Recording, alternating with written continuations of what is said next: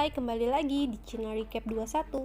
Kali ini kita akan nge-recap film yang berjudul Silence.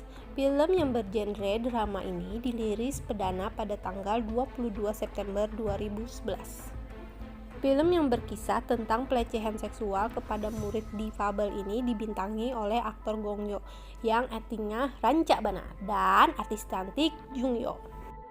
Film ini disutradarai oleh Hwang Dong-hyuk di mana merupakan hasil adaptasi dari novel yang berjudul The Crucible yang ditulis oleh Gong Ji-young yang ceritanya diangkat dari kisah nyata. Yuk, langsung aja kita recap filmnya.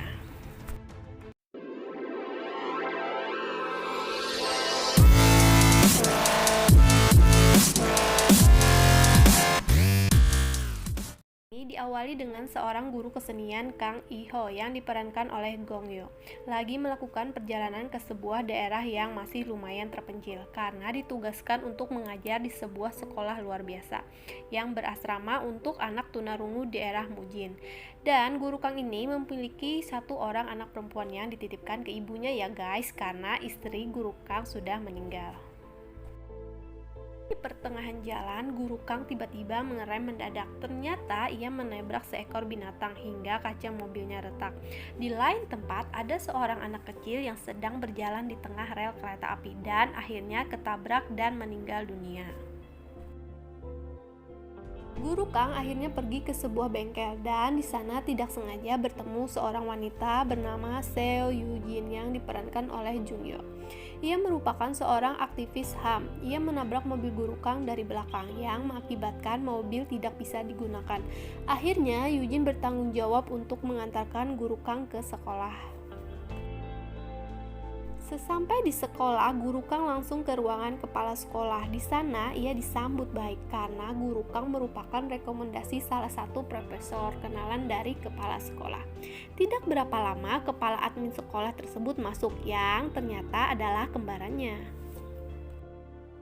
Ketika keluar dari ruangan kepala sekolah, tiba-tiba Guru Kang dimintai dana sumbangan pengembangan dengan jumlah 50 juta won jika ia ingin bekerja di sekolah tersebut. Dan karena hal ini pula, ibu Guru Kang pun rela menjual rumah yang mereka tinggali. Hari pertama mengajar, Guru Kang meminta muridnya untuk menggambar 4 buah apel persis seperti yang sudah ia susun di depan kelas. Ternyata perhatian Guru Kang tertuju kepada 3 orang murid, yaitu Kim Yeon-do yang memiliki gambaran yang bagus, kedua Ji Yuri yang suka makan, dan ketiga Min Soo di mana ia datang terlambat dan ternyata memiliki banyak lebam di wajahnya yang membuat Guru Kang kaget melihat hal ini. Guru Kang menyadari ada suatu hal yang sangat janggal yang terasa aneh dari anak-anak tersebut. Guru Kang akhirnya bertanya kepada Pak Bo Hyung, yaitu seorang guru lama di sekolah tersebut, dan ia mendapati bahwa Min Soo lagi depresi karena adiknya baru saja meninggal karena ketabrak kereta api. Pak Bo Hyung juga bilang kalau anak-anak dengan latar belakang kekurangan ini tidak sama seperti anak pada umumnya. Mereka tetap tidak akan terbuka dengan orang lain. Setelah menyelesaikan pekerjaannya sebagai guru, ia pun pulang. Ketika turun tangga, tiba-tiba Guru Kang mendengar suara tangisan dari dalam toilet perempuan. Tapi suaranya hilang ketika Guru Kang bertanya, "Apa ada orang di dalamnya?" Kemudian muncullah penjaga sekolah yang menegur Guru Kang karena ia hendak masuk ke toilet tersebut. Akhirnya Guru Kang pun pulang dan mengurungkan niatnya. Besok harinya, Guru Kang melihat Min Soo lagi dipukul dan disiksa oleh Pak Bo Hyung di dalam ruangan guru. Tetapi anehnya, guru yang lain bertingkah seakan tidak terjadi apa-apa. Pak Bo Hyung menjelaskan bahwa ia memukul Min Soo karena berusaha keluar asrama malam hari dan mengajak 2 anak perempuan lainnya. Ketika pulang, Guru Kang tidak sengaja melihat Yuri yang sedang duduk di jendela kamarnya. Guru Kang pun berlari ke kamar Yuri dan menurunkan ia dari sana. Yuri pun kaget sambil memeluk bonekanya. Tetapi ketika Guru Kang ingin pergi, Yuri menarik tangan Guru Kang menuju ruangan di lantai bawah. membuka pintu ruangan tersebut, ternyata di dalamnya ada Yeondo yang sedang disiksa oleh penanggung jawab asrama tersebut. Ia disiksa karena rasa cemburu terhadap Yeondo. Ternyata penanggung jawab asrama ini adalah adik angkat dari kepala sekolah dan juga merupakan pacar dari kepala sekolah tersebut. Yeondo pun tidak baik dan akhirnya ia dibawa ke rumah sakit terdekat oleh Guru Kang untuk dirawat beberapa hari. Kepala sekolah pun akhirnya memanggil Guru Kang untuk meminta Guru Kang memaafkan si penanggung jawab asrama tersebut. Di perjalanan pulang, Eugene menelpon Guru Kang untuk bertemu dan membicarakan sesuatu di luar rumah sakit. Mereka pun akhirnya bertemu di sebuah kafe yang tidak begitu jauh dari rumah sakit. Jelaskan bahwa Yeondo semalam bercerita bahwa ia adalah korban dari pelecehan seksual kepala sekolah. Ia pertama kali dilecehkan oleh kepala sekolah di toilet perempuan. Jadi, suara tangisan anak kecil yang didengarkan oleh Guru Kang adalah suara Yeondo. Guru Kang pun langsung merasa bersalah. Kenapa waktu itu ia tidak mendobrak pintu tersebut? Ternyata Eugene bukanlah satu-satunya korban. Ada beberapa pelaku lainnya yang melakukan hal itu, yaitu guru yang bernama Park Bo Hyung bahkan melakukan pelecehan terhadap anak laki-laki. Pun langsung berpikiran untuk melaporkan ke polisi, tetapi ternyata pihak polisilah yang memberitahu kasus ini ke sekolah dan mereka membalaskan dendam pada anak-anak tersebut dengan cara memukuli mereka. Jadi intinya di sini bahwa polisi tidak berpihak kepada anak-anak tersebut. Akhirnya Guru Kang dan Eugene pun berinisiatif untuk membuat video bukti yang dimana anak-anak tersebut menceritakan semuanya dari sisi mereka melalui video. Ketika Yeondo bercerita tentang kejadian yang ia alami, ternyata di belakang ada Yuri yang kaget. Ternyata ia juga mengalami pelecehan yang sama dengan pelaku yang sama, yaitu kepala sekolah. Bedanya Yuri dilecehkan di ruang kepala sekolah yang dimana di sana terdapat CCTV. Harinya, Eugene pun berkeliling ke lembaga-lembaga pemerintah yang sekiranya bisa membantu mereka.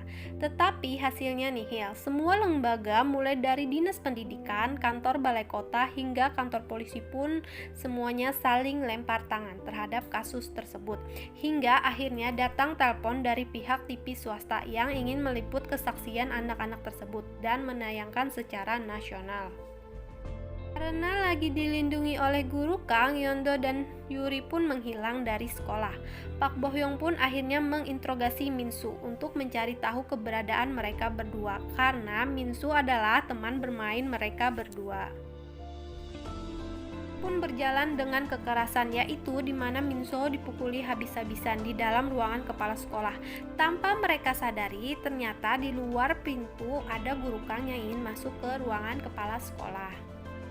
Park Bo Hyung ingin memukuli Minsu menggunakan stick golf di luar ruangan. Minsu pun kaget ketika membuka pintu, ternyata ada Guru Kang.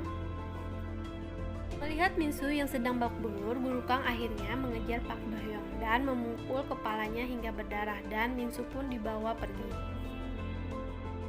Minsu diminta untuk memberikan kesaksiannya sambil direkam. Sebelum direkam, Minsu pun bertanya, apakah mereka akan dihukum? Guru Kang pun menjawab, ya, aku berjanji. Akhirnya Minsu pun menceritakan bahwa dia dan adiknya adalah korban pelecehan dari Park Bo Hyung. Pulang sekolah, dia dan adiknya diajak ke rumah Park Bo Hyung dan mereka tidak berani menolak karena jika menolak maka akan dipukul habis-habisan. Ketika pagi hari, setelah semalaman mereka dilecehkan, adik Minsu menghilang tiba-tiba hingga akhirnya muncul kabar kalau dia meninggal ketabrak kereta api. Ternyata respon dari siaran TV tersebut pun membuat gaduh kantor kejaksaan yang membuat kepala sekolah, kepala admin, dan Park Bo Hyung ditangkap polisi dan dijadikan tersangka. Ternyata kepolisian tidak berpihak kepada anak-anak, melainkan berpihak kepada kepala sekolah tersebut dan penangkapan yang terjadi hanya formalitas belaka saja. Pertama pun dihadiri oleh dua kubu, yaitu yang pro kepala sekolah dan yang pro terhadap anak-anak tersebut, di mana para pendukung mereka adalah para penyandang tunarungu. Sidang pun berjalan berhari-hari dan berkali-kali dengan keadaan yang lumayan berat sebelah. Semua orang berpihak terhadap kepala sekolah, mengingat ia adalah orang yang disegani oleh masyarakat setempat karena keterlibatan aktifnya dalam kegiatan keagamaan. Dan semua saksi yang dihadirkan pun mulai dari penjaga sekolah hingga dokter spesialis kandungan pun semuanya memihak kepala sekolah. Karena hal ini pula lah guru Kang pun dipecat dari pekerjaannya yang membuat ia tidak memiliki penghasilan sama sekali. Hal ini membuat orang tua guru Kang yaitu ibunya marah. Akan tetapi suatu hari ibunya menyaksikan langsung sidang yang sedang dihadapi putranya. Dari sinilah ibu Kang yang mulai bersimpati kepada para korban, yaitu anak-anak dan juga mendukung guru Kang. Hari persidangan, guru Kang pun mengajak anak-anak tersebut untuk main di pantai. Yondo pun bercerita bahwa ia dahulu pernah ke pantai bersama orang tuanya saat dia masih belum tuli. Dulu ia mendengar debur ombak, tetapi sekarang tidak lagi. Guru Kang pun mencoba menghibur Yondo dengan mengatakan bahwa hal terbaik dan terindah di dunia ini tidak dapat dilihat dan disentuh, hanya bisa dirasakan dengan hati. Persidangan juga, profesor yang merekomendasikan guru Kang tiba-tiba menghubungi ia dan mengajak makan malam bersama. Ternyata di dalam ruangan tersebut ada pengacara dari kepala sekolah. Guru Kang diminta untuk merelakan saja kasus tersebut dan ia akan diberi sejumlah uang yang jumlahnya tidak sedikit. Tetapi guru Kang menolak. Akhirnya terancam dihentikan karena masing-masing dari Wali, Yuri, dan Minsu menerima tawaran damai dari pihak kepala sekolah, di mana pihak dari lawan telah memberikan uang yang jumlahnya tidak sedikit ke tiap wali-wali tersebut. Karena keluarga mereka yang berasal dari orang tidak mampu, maka akhirnya mereka pun menerima dan memaafkan begitu saja.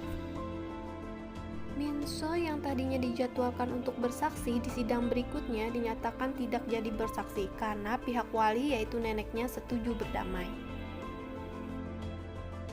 Satu-satunya harapan hanya dari kasus Yondo. Hari terakhir sidang, guru Kang menemukan bukti CCTV yang isinya adalah pelecehan Yuri. Guru Kang dan Eugene pun menyerahkan bukti itu ke pengacara mereka untuk kemudian diserahkan ke pihak kejaksaan. Ketika hari terakhir sidang datang, ternyata kepala sekolah dan kawan-kawan hanya dijatuhkan hukuman paling lama 2 tahun penjara dan 1 tahun masa percobaan. Ternyata pihak pengacara mereka dan hakim telah bekerja sama membela pihak kepala sekolah. Sangat terguncang, akhirnya pergi dari rumah Eugene dan mencari Pak Bohyong untuk membalas dendam yang mengakibatkan mereka berdua tewas ketabrak kereta api bersamaan. Cerita, Eugene dan yang lainnya pun masih berusaha untuk naik banding kasus tersebut, tetapi ternyata ditolak terus-menerus. Yuri dan Yon pun bilang, setelah kasus ini menyebar kemana-mana, mereka sadar kalau mereka tidak berbeda dengan orang lain, bahwa mereka masih berharga, dan film pun berakhir.